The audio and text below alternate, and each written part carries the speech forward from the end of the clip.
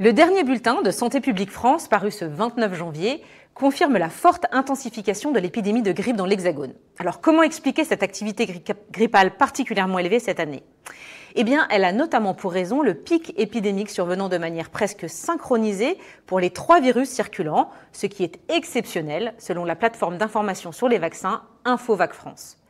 Alors de son côté, Santé publique France note que les profils antigéniques des virus A, H1N1 et B Victoria, qui sont circulants, sont apparentés aux souches vaccinales. Alors rassurant ? Pas sûr, car les premières estimations de l'efficacité des vaccins contre la grippe indiquent une efficacité modérée. Elle est seulement de 31% chez les 65 ans et plus. Par ailleurs, les données intermédiaires de la couverture vaccinale estiment une vaccination très insuffisante des personnes âgées de 65 ans et plus, à 49,8%, et à 22,7% chez les plus jeunes à risque de grippe sévère. C'est également ce constat qui est pointé du doigt par InfoVac France, qui rappelle un début de saison très frileux en termes de vaccination.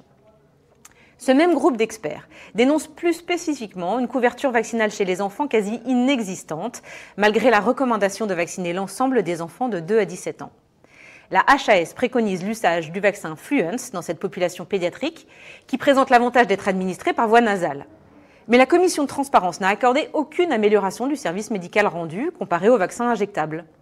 Dans ces conditions, le vaccin n'est toujours pas disponible en France, le laboratoire estimant que sa commercialisation ne serait pas rentable.